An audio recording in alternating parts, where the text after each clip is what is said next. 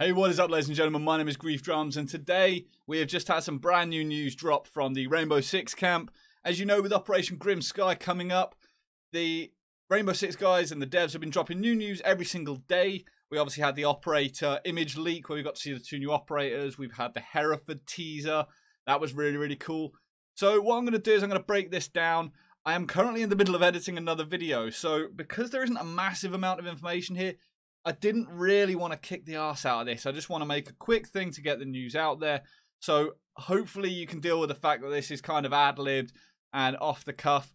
But I've had a bit of a read through, and today's thing, as you can clearly see, is weapon sight misalignment changes. We all know that in the past we've had some real issues with hit reg, netcode, stuff like that. It's been iffy to say the least. But what they've done now is they've broken down the weapon sight misalignment changes that are going to be coming along. Now, as they have fixed stuff, very often we'll still get headshots, and you're adamant it's a headshot, your reticle's on their head, and it's not counted. And having the ability to slow it down and watch all my footage back has been a godsend, because the amount of times I watch it back and say, I was aiming on their head, I saw blood, but it was actually hitting them in the collarbone or the shoulder or something like that. And this is why. So I'm not going to read everything. But what they've got is they've got our recoil system has a flaw affecting automatic weapons that causes bullets to diverge from where the reticle is pointing, which we already kind of know.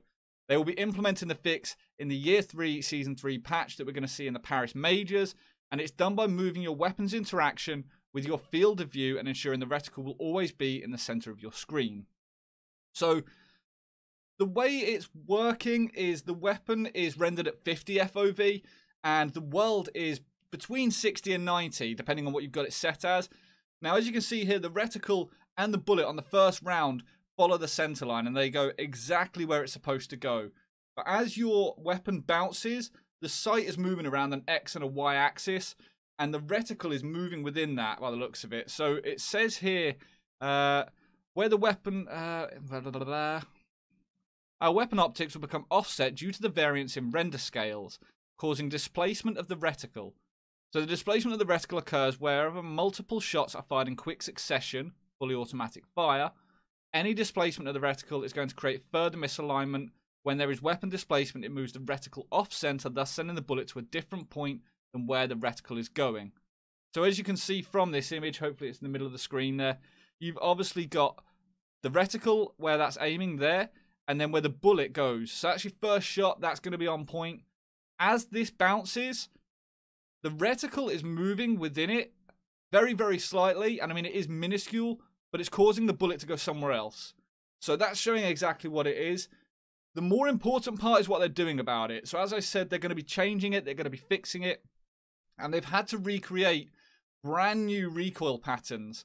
Now, they have done this by mimicking the old ones. I don't know if you remember, they tested on the TTS a few different things in which they were trying like a C shape or a Z shape, and it wasn't great. There were only about 5 different recoil patterns. They've attempted to mimic each individual gun so you can still feel that gun, because you get used to an operator, and the worst thing ever is when you know how an operator's recoil controls and you can't control it because they change it. I think it's a real difficult thing, especially for those who main operators.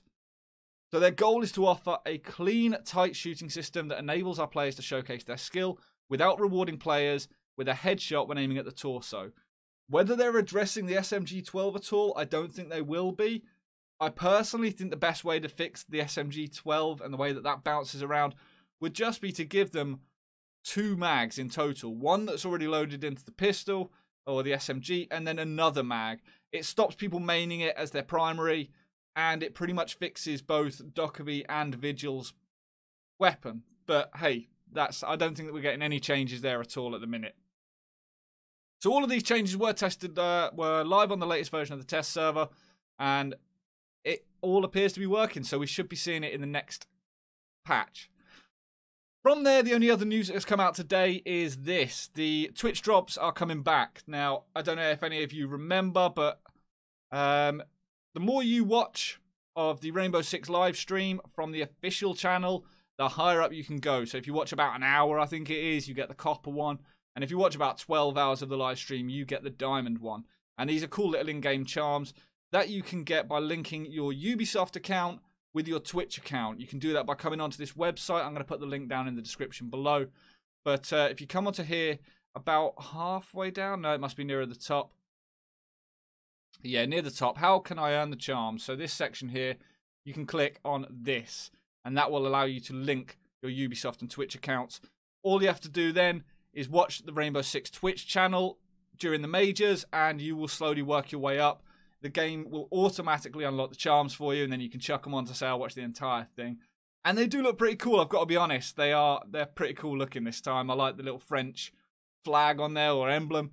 So I'm gutted that I'm not going to be able to get those, but I think I might get a different one for attending the majors. I think you can get one kind of like they did with the Invitational, I think. I'm not 100% sure, but I'm obviously not going to be able to watch it, so maybe I'll get my wife to log in on my Twitch account for me and watch it and play catch-up. Anyway, that's about it from today. Hopefully you enjoyed this. I apologise again that it's kind of ad hoc. It is one of those things, I'm in the middle of editing something. I didn't want to put loads and loads of time into this because there's not a massive amount of information there, but just enough to warrant a video. If you did enjoy it, please consider hitting the thumbs up. If you don't already, make sure to subscribe. And until next time, guys, stay reckless and relentless.